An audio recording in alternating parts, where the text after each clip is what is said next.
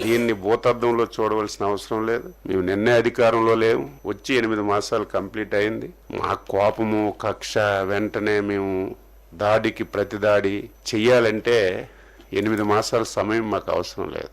మేము ఒక డెసిషన్ తీసుకున్నాం. చంద్రబాబు నాయుడు గారి ఆధ్వర్యంలో ఎన్డీఏ ప్రభుత్వం దాడికి ప్రతి దాడి అనేది రాజకీయాల్లో మంచిది కాదు. లాస్ట్ 5 years ఇలాగే చేసి రాష్ట్రం తీవ్రమైనటువంటి నష్టాల్లోకి వెళ్ళిపోయింది. ఈ 8 మాసాల్లో మేము ఈ చెవులు ఆ చెవుల్లో దూది పెట్టుకున్నాం. మా కార్యకర్తలు తిట్టినటువంటి తిట్లకి మనం అధికారంలోకి వచ్చాం.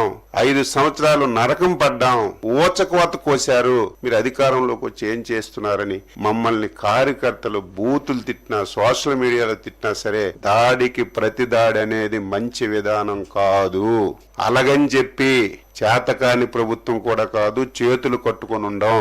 గత 5 సంవత్సరాల్లో జరిగిన ప్రతి సంఘటన మీద స్పష్టంగా ఎంక్వైరీ చేసి వాస్తవాలన్నీ కూడా తెలుసుకొని ఎవడు తప్పు చేసినా సరే విడిచిపెట్టే ప్రశ్న ఉండదని ముఖ్యమంత్రి గారు స్పష్టంగా చెప్పారు.